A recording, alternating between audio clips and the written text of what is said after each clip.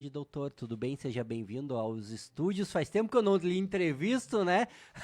Mas é o Camargo, Cristiano, antigamente conversava mais contigo, mas hoje aí tenho o prazer literalmente de conversar com você e poder fazer uma entrevista contigo com esse assunto aí que é bastante importante, que são esses sintomas, essas viroses, essas gripes, né? Que estão aí acontecendo e tomando conta de bastante gente, principalmente em Birubá. Boa tarde.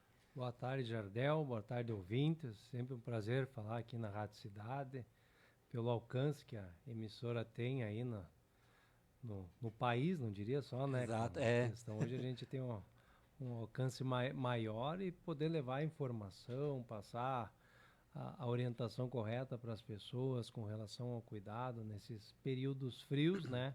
Época de circulação de vírus Uhum. respiratórios, né? Nós estamos no auge da circulação que começa em maio, alguns anos, dependendo, abril, mas agora junho, julho, agosto são os meses mais críticos para as doenças respiratórias. E entre elas, que a gente tem salientado muito pela a significância nas internações e nos óbitos registrados é a influenza, né? Hoje, e é uma doença imunoprevenível, né? Como a gente tem a disponibilidade da vacinação, ainda há uma procura ainda abaixo do que se espera, do que deveria ser, né?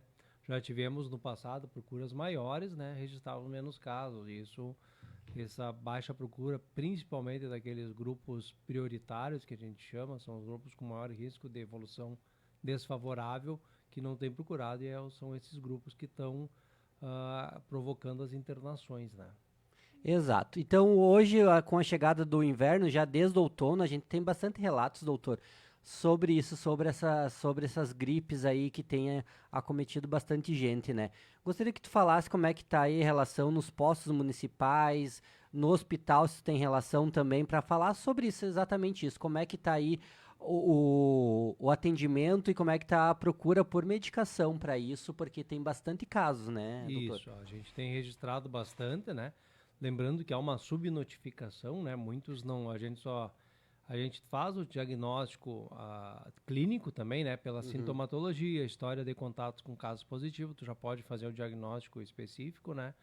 Mas a maioria necessita uma testagem, né? Sim. E há uma subnotificação. Muitos casos acabam não sendo notificados na fase aguda. E a gente lembra que o influenza A, que é que circula mais, tem o influenza B também que está circulando, mas o A, que é o que está dando a maioria dos números desses casos aí, a questão dele é a do tratamento, a gente sabe que a gente alivia os sintomas com medicações que a gente chama sintomáticas, mas se a pessoa estiver dentro dos prazos de 48 horas, ela se beneficia muito do uso da medicação antiviral, que é o Tamiflu, né, o Isso. Acetaminofir, que é uma medicação disponível, uma arma que a gente tem para combater a evolução desfavorável, né?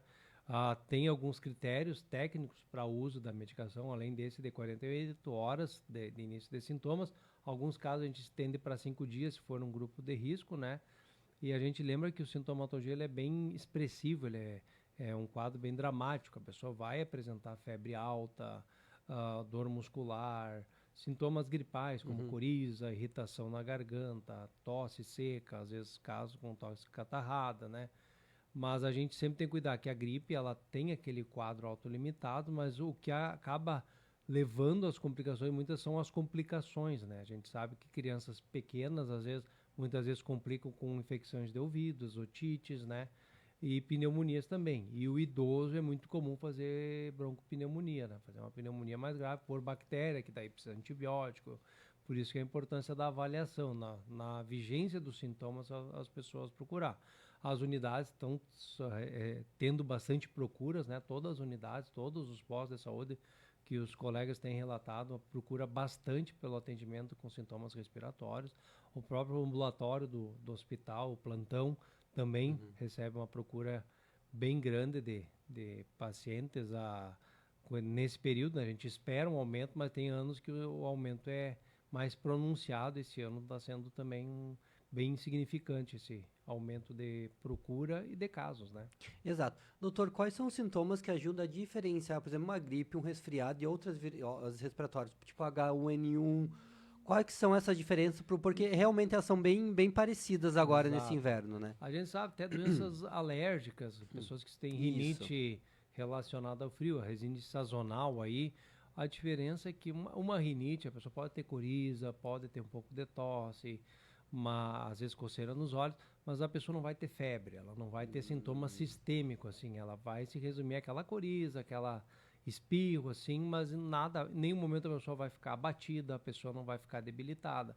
Quando a pessoa, às vezes, o resfriado comum, que também são outros vírus menos agressivos, também provoca, mas os resfriados, na grande maioria, não tem febre, não tem sintomas mais intensos no corpo. A gripe, o que diferencia realmente é os sintomas sistêmicos que a gente diz. A pessoa fica prostrada, muitas diminuem o apetite, às vezes até vômito a pessoa pode apresentar, mas é aquele sintoma mais intenso. E a febre persistente, aquela febre, às vezes que a pessoa tem uma febre, toma medicação antitérmica ali, passa o efeito, volta a febre, aquela febre persistente, elevada, dor de cabeça, enfim, vários sintomas que realmente deixam a pessoa, como diz, fica de cama, a pessoa fica mais abatida mesmo. Esse é um sintoma, esse é um alerta importante para a pessoa procurar atendimento, avaliar, né, para evitar complicações, né, e se possível, estiver no prazo, receber o tratamento adequado. Exato. E esses tratamentos, quais hoje são os remédios indicados, ou como você pode dizer assim, uma maneira também de se prevenir essas viroses?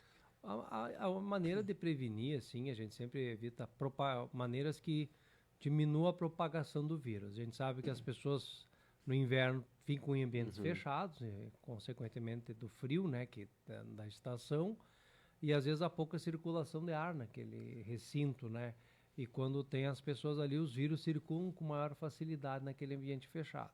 Outro cuidado importante é a higienização das mãos, porque as mãos muitas vezes é um instrumento transmissor, a pessoa encosta, tem contato com uma pessoa que está com um vírus, e que o vírus sai pela saliva, pela secreção respiratória, ele vai propagando com facilidade no ar ou por objetos contaminados. Por isso a higiene das mãos, que a gente falava muito no Covid, higiene das mãos, e um cuidado que a gente tem que proteger também pessoas mais vulneráveis, que são os idosos, Isso pessoas que eu em idade pedi. avançada, principalmente, mais avançadas, né? Pessoas que são, eu digo, imunossuprimidos, pega um paciente que está em tratamento oncológico, e aqueles bebês, principalmente nos primeiros 6 meses, que eles não recebem a vacinação ainda antes de 6 meses, e eles são mais vulneráveis e mais propensos a complicações. Essas pessoas, a gente sempre diz, visitar um recém-nascido, se a pessoa está com algum sintoma respiratório, Não, evita. Se não pode evitar, usa uma máscara para visitar, assim como para visitar aquele idoso. Esse cuidado que a gente tem que ter com o outro, né? E outros cuidados básicos de uma alimentação adequada, saudável, a própria prática de atividades físicas ajuda a melhorar a imunidade da pessoa, a questão da hidratação, a pessoa muitas vezes no inverno não toma água, o idoso é bem comum, e às vezes um quadro de gripe leva a desidratação, por isso a importância da hidratação, um sono adequado, né? A pessoa ter as horas de sono necessárias, o organismo precisa descansar, porque a pessoa numa estafa, privação de sono, cansaço, ela vai estar com a imunidade mais baixa. E a questão, uma coisa que a gente sempre fala, que os antigos já falavam, que a pessoa tomou um banho de chuva e gripou. A gente sabe que a chuva em si, a pessoa tomar um banho de chuva, ficar úmida, ficar com o corpo frio por muito tempo, isso em si não é estar molhado, a água que vai fazer gripar. Mas o que acontece? Quando a nossa temperatura corporal fica baixa por muito tempo, se tu tem algum vírus incubado, tu teve contato, tá com o vírus, mas teu sistema imune está conseguindo manter livre da infecção. O vírus está ali, mas tu está segurando. No momento que a temperatura corporal baixa, o crescimento dos vírus eles aumentam, né? Eles se propagam, se proliferam com mais facilidade, aí a pessoa acaba manifestando um quadro de gripe. Por isso que muitas vezes a gente escuta essa associação, a pessoa, foi lá, tomou um banho de chuva, ficou com a roupa molhada e acabou gripando. Na realidade, se ele tivesse tomado banho de chuva, talvez pouco tempo molhado, chegasse em casa, tomasse um banho quente, trocasse aquela roupa molhada, ele não teria resfriado. Não porque o fator água provocou a gripe, mas porque a temperatura corporal, se a pessoa está com o vírus ali incubado, consequentemente ele vai se proliferar e a pessoa acaba daí, esse vírus vence as barreiras protetoras do organismo e manifesta o quadro gripal. Eu queria continuar aí na parte dos sintomas e também, doutor, Entre os idosos, quais os principais riscos associados a essas viroses de inverno? Porque é um público que realmente, quando falou, precisa de um cuidado a mais. Então, para o idoso, assim, para aquele filho, para a esposa, para o neto aí, quais são os cuidados? Por que talvez para o idoso essa estação do ano é um pouquinho mais perigosa, digamos assim? O idoso, ele pela própria idade, muitas vezes o idoso já tem outras doenças de base, né? Que a gente diz, muitos já são hipertensos, têm diabetes ou, enfim, outras doenças relacionadas ao próprio envelhecer, né? Nosso sistema imune com a idade, ele vai ficando mais fragilizado, ele tem uma capacidade de proteção menor, né? Por isso que o idoso, ele tem mais risco sempre de agravar. Muitos acabam, após um quadro de gripe, fazem uma pneumonia, por exemplo. Por isso que quando iniciou o sistema de vacinação, no final dos anos 90 ainda, acho que era o ministro da Saúde, era o Adib Jatene, se eu não me engano, iniciou, né, aquele trabalho da vacinação. Inicialmente era só para idosos, né? A gente começou com a vacinação para idosos na época, teve resistência, assim, como toda implantação de um sistema de imunização ele gera. Muita desinformação na época, né? Exato. Isso é natural também, né? Mas apesar que na época não tinha ainda tanta rede social para difamar isso e esparramar essa notícia, mas a gente teve, mas daí aos poucos os idosos foram aderindo e nós tivemos anos, quando dá, que a gente sabe que infelizmente o ser humano ele trabalha com o medo, né? Quando tivemos anos que o H1N1 Wave teve 2009, depois 2012, se eu não me engano, foram 2 surtos grandes. Se lembrar, aqui em Birubá nós tínhamos filas na Casa de Cultura dobrando quarteirões, toda a população desesperada querendo receber a dose do imunizante. Exato. Daí quando ele não é noticiado, e esse ano a gente tem até passar os dados aqui, hoje não está gerando mídia, né? Mas a gente pega. Hoje, no estado, nós tivemos, em 2026, dados atualizados hoje, 6.259 internações por síndrome respiratória aguda grave, que são as doenças respiratórias, pneumonias, enfim, tudo isso, né? Dessas internações, 328 eram por Covid-19, 1.440 por influenza, né? 2.340 não especificadas, que não foram identificados, né? O agente principal, podendo ser muitas dessas realmente ser influenza, mas perderam o período de identificação do vírus, né, acabam sendo feitos, e 30 por outros, né? E daí óbitos, daí teve 59 por Covid-19 e 124 por influenza, né? E 154 por outras. Daí, se tu for analisar dados de vacinados, das internações por influenza, 0,49% eram vacinados. Quer dizer que 99,51% das internações eram em não vacinados.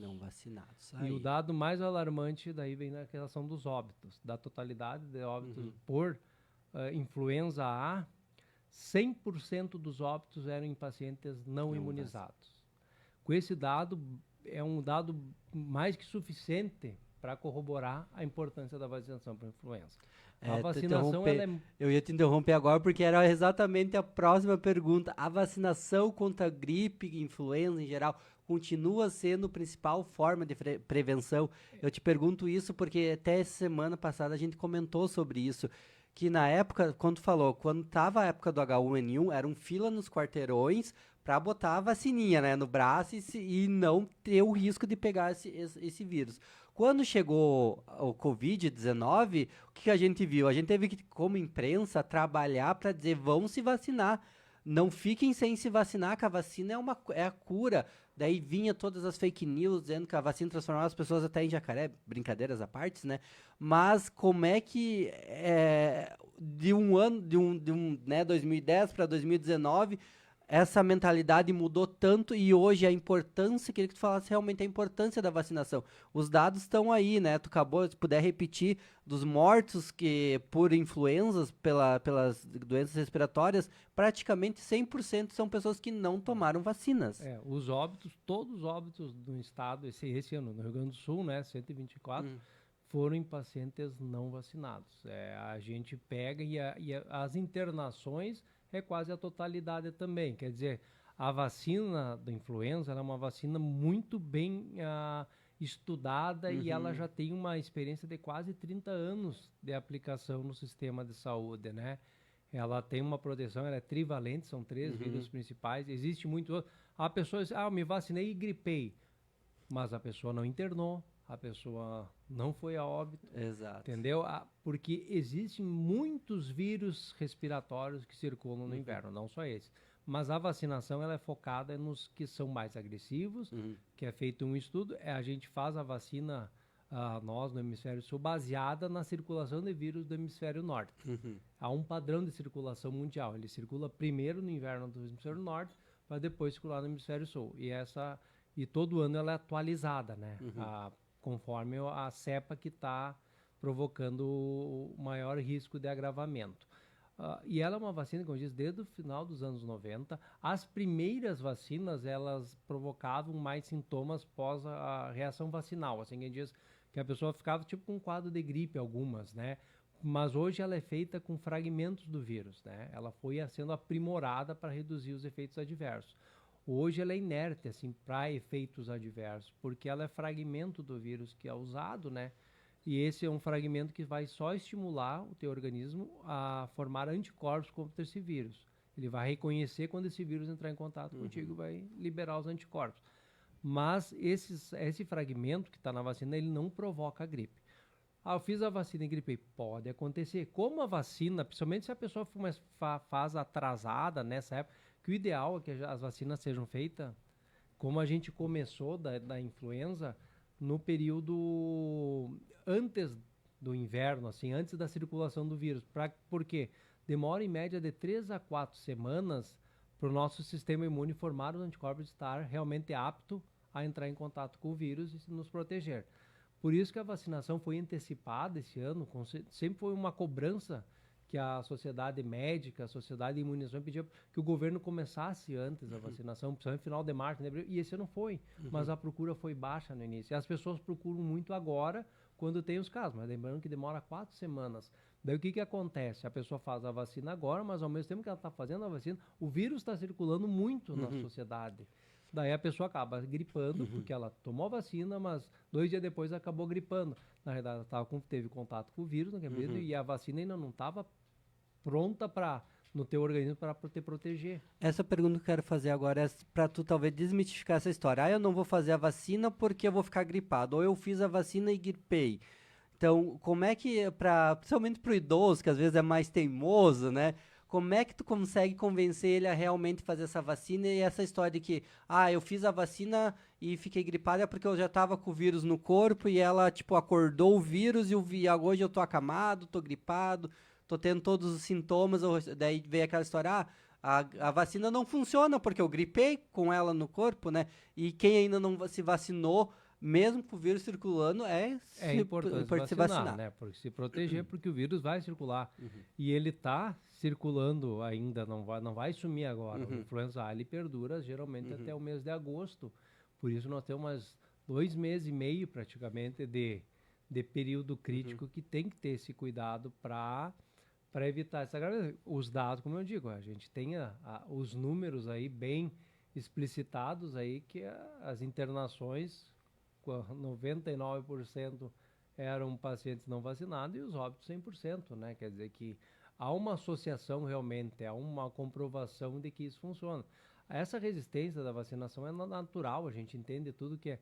Até na época que, se lembrarem as pessoas que quando lançaram as campanhas na primeira campanha de vacinação para gripe, lá no governo Fernando Henrique Cardoso ainda, muitos idosos começaram a ficar com medo, que diz que tinham feito a vacina para os aposentados morrerem, que iam matar os aposentados para não receber as aposentadorias e o governo não precisar pagar. A gente sabe porque as primeiras vacinas, o que acontece? Às vezes era com vírus atenuado, né? Quer dizer que não é o vírus morto, mas ele é um vírus menos agressivo. Daí, em alguns pacientes provocavam uma sintomatologia semelhante à gripe, mas não provocava internação, não levava a óbito, ela era segura, só que dava uma reação maior, fazia realmente um quadro pseudogripal, que a gente diz. Mas hoje não, hoje ela foi sendo aprimorada cada vez, ela vai sendo aprimorada, que tu tem que reduzir efeitos adversos, né? Porque uma vacina não pode provocar muito efeito adverso, senão não se justifica, né? Tu aplicar um imunizante que provoca mais sintomas do que a própria doença, daí não se fecha, não é o que a gente quer, né? E hoje as pessoas podem confiar essa vacina, ela é atualizada todos os anos com os vírus mais agressivos que podem levar a esses agravamentos, por isso a proteção tem que ser feita anualmente. A vacina, né, é a proteção, mas em caso de pessoas que não querem ir tomar vacina, eu gostaria que tu abordasse o seguinte tema, a automedicação. Hoje, eu tô com uma gripe, mas às vezes pode ser uma influenza, alguma outra virose mais forte, vou lá na farmácia, me dá um remedinho aí para dor de cabeça, me dá um remedinho para gripe, eu vou tomar, me automedicar. A farmacêutica, não, qual é o teu sintomas? É só uma coriza, uma leve dor de cabeça, não tive febre, não tive nada. Então toma um Benegripe aí, digamos assim, né, os que a gente conhece.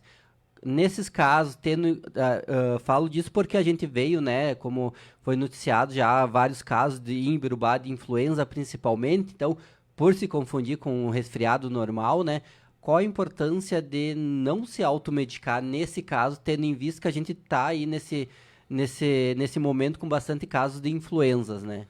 Tem que ter, a automedicação ela sempre tem que ser muito prudente, principalmente tu pegar o idoso, né? Porque o idoso, muitos já têm a que a gente chama de polifarmácia. Muitos idosos usam várias medicações, tem outras doenças crônicas, e às vezes uma medicação que ele acha que é inocente pode ter interação com uma medicação que ele faz uso crônico. Por isso que às vezes o paciente vai usar diabético ali, vai usar um anti-inflamatório, pode descompensar um diabetes ou anti-inflamatório. A pessoa pode não tolerar um anti-inflamatório e fazer uma úlcera estomacal, porque ela já está no momento de estresse do organismo, pode fazer uma úlcera. É bom sempre ter a orientação, né? A medicação adequada. Tem as medicações sintomáticas, que a maioria dos casos é só uso de medicações sintomáticas, o próprio organismo vai combater o vírus, né? Mas alguns casos mais graves, tu tem que usar a medicação específica. Por isso que o ideal é sempre procurar a orientação de um profissional de saúde, procurar ser avaliado, né? Porque e muitas vezes a pessoa fica 7, 8 dias e não melhora, não procura atendimento. Às vezes é tarde quando vão procurar. Por isso que principalmente as pessoas mais daqueles grupos de risco que a gente diz, pacientes com doenças crônicas, pacientes idosos, crianças pequenas, esses merecem uma atenção maior, porque são pacientes que têm um risco maior de complicações. E hoje a faixa etária que nós temos uma baixa cobertura de vacinação é as crianças, que hoje ela está liberada para toda a população, né? Mas o grupo prioritário antes era de 6 meses a 6 anos incompletos, né? E essa faixa etária é que menos buscou a vacinação para influenza. E a gente teve casos em Birubá de crianças e bebês que necessitaram de suporte de UTI por influenza, né? Exato. Ela não é uma doença tão simples assim, pode realmente agravar crianças e assim como os idosos, né? E o adulto rígido, né? A gente pega muitos adultos rígidos, assim, pessoas saudáveis, teoricamente, assim, na visão que a gente tinha, que acabam evoluindo de forma desfavorável. Eu trago agora para a entrevista, está ao vivo Ademir Camargo. Boa tarde, Camargo. Boa tarde, Jardel. Boa tarde, doutor. Boa tarde, Camargo. O Itiane, mandar um abraço para ele, né? Eu tenho que aproveitar. O pessoal fala, quando vai um médico, principalmente quando vai o doutor, a gente convida o doutor Itiane. Tu já quer fazer uma consulta free com ele, né? Eu vou ter que fazer uma consulta. Eu conheço meu colega de serviço, já vai fazer uma consulta com o doutor aqui. Mais brincadeiras à parte, agradecer primeiro, doutor Itiane, faz dias que a gente vem alinhavando aí para fazer essa entrevista hoje. Muitas pessoas, né, perguntavam em relação, né, à vacina. Tem vacina, não tem vacina? Por que estão vacinando? Por que não estão vacinando? Vacina não está faltando, né, doutor? Ela deu uma atrasada, mas não está faltando. Mas a minha pergunta é o seguinte, eu sou diabético, né, e tenho, o senhor sabe disso, um problema crônico de rinite alérgica, me tranca o nariz, eu de noite para respirar, eu tenho a apneia do sono, daí ainda uso o aparelho CPAP, né? Mas tenho notado assim, claro, fiz a vacina recém ontem, né? Mas a gente conversa com o pessoal aí que também é diabético e é hipertenso, né? Que ela diminui bastante, né? Aquele ataque crônico da bronquite asmática, da própria asma, né? Então a vacina previne uma série de coisas, sem falar que ajuda também para quem tem esses problemas aí sintomáticos, né? Que é asma, rinite alérgica, um monte de coisa, né, doutor? Não sei se eu Sem estou dúvida. correto na pergunta. Isso, camarada. Os pacientes respiratórios crônicos são paciente com asma, paciente com bronquite crônica, o enfisema, o DPOC, né, que a gente diz, o próprio rinite, pacientes que têm essas doenças respiratórias crônicas, eles têm um risco maior de agravar, porque às vezes o paciente que tem asma e tem um quadro de gripe, ele acaba acontecendo o que a gente chama de agudização da asma. A pessoa, além da gripe, ela acaba tendo uma crise de asma, porque como o vírus vai reagir à mucosa respiratória dos brônquios, vai provocar uma hiperreatividade, que é o que é a asma, né? Reagindo de forma exagerada, acaba dando aquela falta de ar, aquele chiado no peito, e a pessoa acaba piorando a asma dela, tendo necessário o uso daquelas bombinhas de resgate para crise, né? E o paciente diabético, todo paciente diabético, ele tem a imunidade mais baixa, ele tem uma fragilidade imunológica pela doença, pelo diabetes, e ele pode mais fácil de pegar um quadro infeccioso. Principalmente se o diabetes não está bem controlado, o risco de agravamento é maior. Além do que um quadro gripal forte descompensa também as doenças crônicas. Às vezes a pessoa tem uma insuficiência cardíaca, ela tem uma gripe, acaba descompensando, acaba piorando a falta de ar, a pessoa acaba inchando, e no diabetes acaba aumentando a glicemia, porque numa situação de estresse, que é a gripe para o organismo é uma situação de estresse, uma situação de inflamação, doenças crônicas vão piorar, e o diabetes é uma delas. Às vezes a pessoa pega uma gripe, a glicose que até então estava controlada, o nível de glicemia, o nível de açúcar do sangue, ele acaba subindo, né? E piorando o controle do diabetes da pessoa. Além da diabetes, tem alguma outra enfermidade que a pessoa detém por talvez usar uma medicação errada, para querer combater uma rinite, uma simples alergia, pode piorar? Tem alguns outros casos que o senhor pode relatar também? É bom para alertar a população, porque eu sempre falo, a vacinação tá aí, é só ir fazer, a pessoa não quer, prefere ir na farmácia e pegar aquele simples remedinho para dor de cabeça, né? Mas não sabe das consequências disso. Uma medicação que é muito usada nessa época por causa das doenças respiratórias, principalmente as doenças alérgicas, são esses vasoconstritores nasais, né?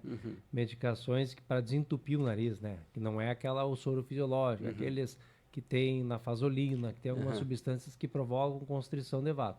Às vezes a pessoa usa demasiadamente aquilo, são gotas, mas a gente tem vasos no nariz que são absorvidos e vão para a corrente sanguínea. Isso daí pode aumentar o risco de AVC, pode provocar quem tem problema de retenção urinária, um paciente que tem uma próstata aumentada, pode fazer retenção urinária, às vezes parar de urinar, às vezes tem que até sondar, enfim, pode provocar sangramento nasal, tem todo um risco, além de elevar a pressão arterial, né? O uso isolado é uma coisa, usou uma gotinha que não estava conseguindo dormir por causa, mas as pessoas acabam viciando. E outras coisas, essas medicações pro tratamento da rinite, elas não são mais adequadas, que elas provocam o que a gente chama de rinite rebote. Como ele é um constritor de vaso, ele fecha os vasos. No momento que está com a mucosa do nariz inchada ali, não está passando o ar adequadamente, aquilo lá contrai e melhora espontaneamente. Depois há um efeito rebote, que aquilo ali dilata mais ainda, daí fecha mais ainda. E tu fica refém, aquela pessoa que está sempre pingando uma gotinha de Sorinam ali no nariz e não melhora. Tem tratamentos hoje mais adequados para as doenças, para as rinites alérgicas, através do uso de sprays de corticoide nasal, uso de antialérgico adequado. Resolver a causa basal daquilo ali, às vezes tu identifica a causa, se é uma causa alérgica, o agente causador, tem que investigar, não é ficar pingando gota para destrancar o nariz, porque tem não só gripe, né? Tem essas doenças no inverno, agora muita gente sofre, principalmente com esses dias com oscilação térmica, né? Ao longo do dia, muita gente reage de uma forma, a mucosa nasal reage e acaba ou provocando coriza, que o próprio ar frio provoca coriza na gente, como uma reação natural do organismo. Daí, sempre é bom investigar, avaliar melhor essas doenças. Camargo, mais alguma pergunta para o doutor? Você me roubou a minha pergunta aí, mas tudo bem, o doutor respondeu. Eu sou um que eu preciso, não digo que sou viciado, mas eu à noite, antes de, até por orientação médica, né? Antes de dormir, porque eu uso o aparelho CPAP que empurra o vento, né? por causa da apneia do sono, às vezes na madrugada me tranca a narina. Então eu já tenho na cabeceira da cama, né, ali um Sorine, um Sorinã, né? Mas me preocupou. Vou ter que fazer uma visita no consultório agora, então, do doutor Etienne. Um abraço, doutor. Muito obrigado. Obrigado pela atenção. Um abraço, Camargo. Sempre. Um abraço, até mais. Jardel, volto contigo aí. Obrigado, Camargo, pela participação. Camargo é uma figura aqui. Traz um advogado, ele vem aqui para ver alguma coisa pessoal dele também, a gente brinca disso com ele. Abraço, Camargo, valeu, valeu. Doutor, continuando então aqui a nossa entrevista, que está muito esclarecedora, porque realmente a gente já falou sobre a importância da vacinação, a importância do cuidado do se automedicar, né? Mas também gostaria de saber, agora nessa temperatura aí, nas mais frias, a febre também, que é um sintoma um pouquinho mais grave aí, demonstra que talvez a virose seja um pouquinho mais forte. Esse vírus que está na gente, ele fica quantos dias no nosso corpo? Porque o pessoal fala, não, 5, 6 dias sai, se tu não tiver dor de cabeça, toma um remedinho que o vírus sai por conta. Como é que funciona esse vírus no corpo da gente, de quando ele chega a quando ele sai? A gente tem um período, toda infecção viral, ela tem que a gente chama de período de incubação, né? É o momento que tu teve o contato com o vírus e essa lacuna de tempo entre tu entrar em contato com o vírus, ele ficar no teu organismo e tu manifestar a doença, esse é o período de incubação.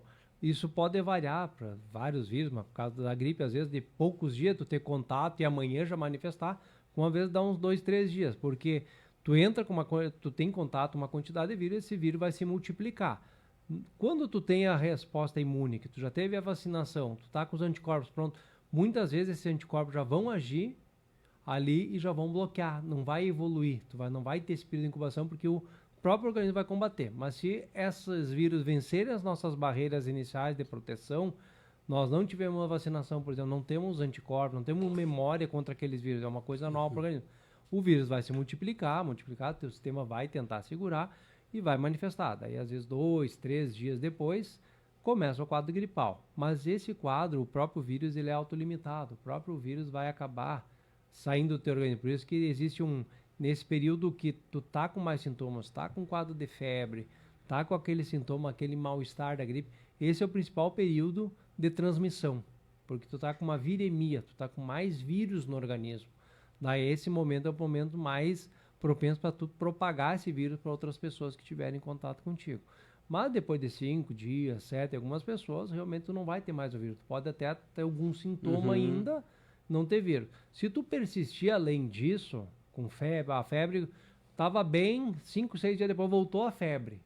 Isso é um sinal de alerta, porque a febre que volta depois indica muitas vezes alguma complicação, como eu falei inicialmente, principalmente pneumonia que a gente tem que cuidar. Por quê? No momento que tu tem teu vírus teu organismo está combatendo aquele vírus, teu sistema imunológico está todo se preparando, tu tem um exército de anticorpos ali que está atuando. Tu fica mais frágil para outras infecções. Daí bactérias que já habitam às vezes a nossa faringe ou que tu tem contato de ar, estão ali esperando o momento de fragilidade. Como o teu organismo já está tentando combater, ele fica um pouquinho desprotegido e daí faz as infecções oportunistas ou consequentes, né? Que são as infecções que começam geralmente depois de 5, 7 dias e daí vem a complicação. É uma gripe mal curada, muita gente diz que a gripe em si, o quadro gripal, ele é autolimitado, é 5 a 7 dias. Tu persistiu, tem que abrir o olho. Ou a criança, 7 dias começou a queixar dor de ouvido, pode ser uma otite, ou continua congestionado, dor de cabeça, voltou a ter febre, sinusite, é uma outra complicação bem comum de um quadro de gripe.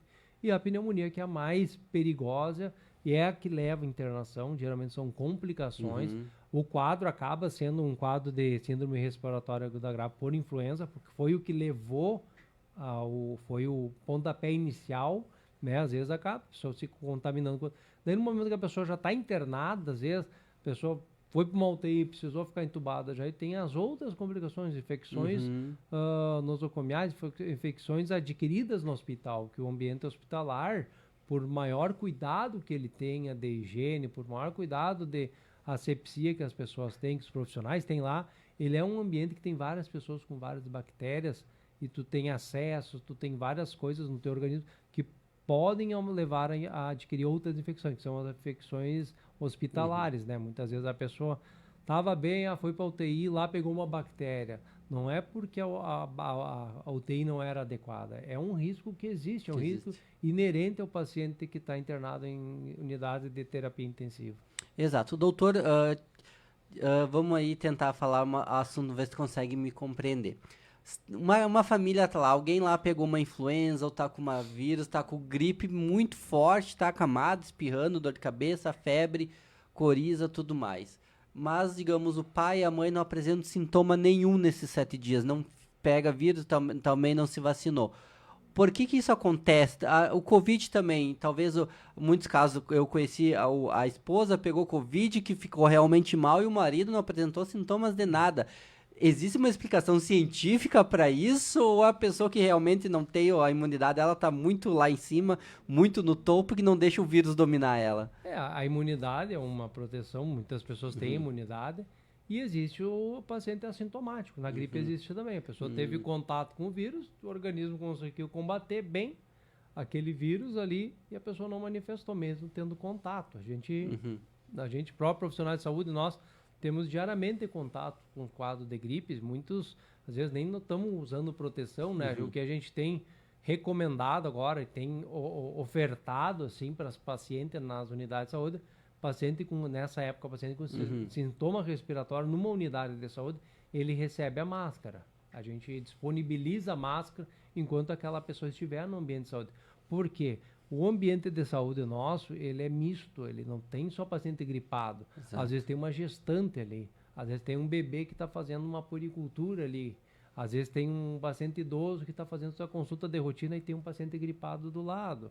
A maneira melhor é se todo mundo com sintoma respiratório usasse máscara para ter contato com outras pessoas, mas a gente sabe que há uma resistência das pessoas, mas pelo menos nas unidades de saúde nós temos feito isso. E isso vale em casa também, né? Às vezes a criança está com influenza ali, se puder não mandar para a escola, ou se eu mandar vai ter a máscara, né? Porque a propagação é muito comum, surtos em salas de aula, né? A gente vê muitas escolas que passaram por surtos, né? Ou instituições, tipo um lar do idoso, um outro local que tem que ter um cuidado grande, porque são várias pessoas debilitadas, no caso ali, no mesmo ambiente, né? Esse cuidado tem que ter, mas existe realmente pessoas com uma imunidade boa ali que acabam tendo a proteção. Mas a melhor proteção ainda do influenza ainda é a vacinação. Hoje, que a gente que é a melhor forma de se prevenir pro influenza A, influenza B, que são os mais os que circulam mais, fazer a imunização na época adequada ali, a partir de abril. A gente lembra que abril, no final de março, início de abril, ela foi disponibilizada para os grupos de risco. Os grupos de risco hoje estão vindo procurar. A gente vê muito paciente com um idoso chegou, eu quero fazer a vacina de gripe, mas por que o senhor não veio lá em abril? O senhor tinha que ter visto antes, né? Porque a informação chega. Gente, hoje a imprensa divulga, redes sociais, sabe? É mais uma resistência do própria pessoa, né? E não querer fazer. Como a gente diz, como não é noticiado que está tendo, e a gente vê, foram mais de 100 de óbitos, né? São pessoas que talvez estivessem imunizadas, não teriam As pessoas morrido. primeiro têm que sentir o medo para poder procurar a proteção, hoje a gente não né? vê, né? A gente não vê na grande mídia, assim, exato, na verdade. É uma nota e outra, da né? vacinação da influenza. A gente foi aberto ali alguns dias, um turno estendido de imunizações esse inverno agora. Nos primeiros teve procura, depois já começou a diminuir, sabe? Eu sempre digo, eu acho que tem que começar cedo, né, para proteger para o inverno, e abrir mais cedo para a população geral, para quem quer realmente fazer, né? Porque a gente fica esperando muito tempo, às vezes, esperando o grupo de risco, que eles não vêm, mas se a pessoa não quer, não tem como tu obrigá-la. A gente tenta orientar, passar a orientação certa, tentar conscientizar essa pessoa porque ela busca essa proteção, né? Tenta conscientizar da segurança da vacinação da influenza e da proteção realmente que é notável, ela é uma proteção comprovada hoje cientificamente nos números, né? Exato. Que a gente tem. E para que essa pessoa procure, vamos ver. É uma luta constante, ano que vem estaremos aí de novo lutando, mas é uma proteção que a gente quer. E como é que está hoje o sistema de saúde aqui do município de Ibrubá? Não sei se o senhor acompanha ali através do postão, nos postos de saúde e também numa análise da iniciativa privada, a questão de divulgar e fazer a medicação, a vacinação, como é que está isso daí? Está tudo, pessoal, tudo alinhado para realmente deixar a população protegida? Sim, hoje a gente tem uma cobertura de unidade de saúde, de todos os bairros praticamente tem um posto de saúde, logo já vai ter a cobertura de SF no bairro Chácara, né, que está já em final de execução a obra lá, vai atingir mais uma região, claro, vai ser redividida, remapeado, né. Hoje o acesso ele é facilitado, né, hoje as pessoas têm acesso ao sistema de saúde, coisas que no passado era muito difícil, era muito centralizado, né, municípios do tamanho de Ipiruá tinha uma unidade, 2 unidades de saúde. Hoje são várias, né? Sim. Porque a gente trabalha hoje com o território, né? A importância da pessoa ter uma equipe de saúde responsável por aquela família, né? Que é o tratamento e o acompanhamento continuado, né? Para tu conhecer a realidade daquele território, daquelas famílias. E hoje a gente tem, claro, essas épocas tem uma procura, a demanda acaba sendo maior, né? Às vezes, quando a demanda é muito grande, tu acaba perdendo um pouco o acompanhamento dos pacientes crônicos, né? Por priorizar as demandas agudas, né? Mas muito justamente, as demandas agudas de gripe, talvez se muitos estivessem imunizados, não estaria tão grande, né? Ela diminuiria a procura, porque teriam menos casos. Exato. Doutor, eu vou estar agradecendo a sua participação, porque daqui a pouco começa lá na Casa de Cultura um debate muito importante sobre o solo, né? Promovido pela Copeagri, vem palestrantes aí de fora trazendo informações sobre a preservação do solo, algo muito importante aí para a agricultura. Mas para encerrar, eu quero te agradecer, realmente acho que foi uma entrevista muito esclarecedora, principalmente na questão do se automedicar e a vacinação é importante. Vamos lá, botar o bracinho à disposição das nossas técnicas de enfermagem para receber a vacina. Para finalizar, doutor, então, um recado para a população, para quem ainda não se vacinou, ir procurar o seu postinho de saúde e fazer a vacinação, porque realmente a cura está na vacina. Alertar e focar e fomentar e dizer que a vacina é uma cura, que não precisa ter medo da vacina, que são anos de estudos e que se vem, né, estudando cada vez mais para que ela a população não tenha medo e principalmente, né, que por não se vacinar aconteça como está acontecendo no estado, esses números alarmantes de mortes por influenza, todos com pessoas que não foram vacinadas. Pessoas que não foram vacinadas estão morrendo por doenças respiratórias. É bom a gente dar essas palavras um pouquinho mais... como é que eu vou dizer, essas palavras que amedrontam, né? Porque quando fala, morreram porque não se vacinaram. Mas é importante falar isso para a pessoa realmente entender a importância de se vacinar, né? Isso, a influenza já é uma doença bem compreendida, o comportamento dela, e a gente já tem bem a evidência, como eu falei dos números ali, da importância da proteção vacinal, né? Realmente há uma proteção, o risco de complicações, que é a internação, ela reduz drasticamente, e o risco de óbito praticamente zero, né? A gente tem que ter esse cuidado. É uma vacina simples, dose única, né? Ela tem que ser feita anualmente porque o vírus muda, ele vai mudando anualmente, sofre mutações, daí precisa dessa atualização, mas que as pessoas procurem. A gente sabe que ainda esse ano dá tempo, ainda tem doses disponíveis, que as pessoas que não...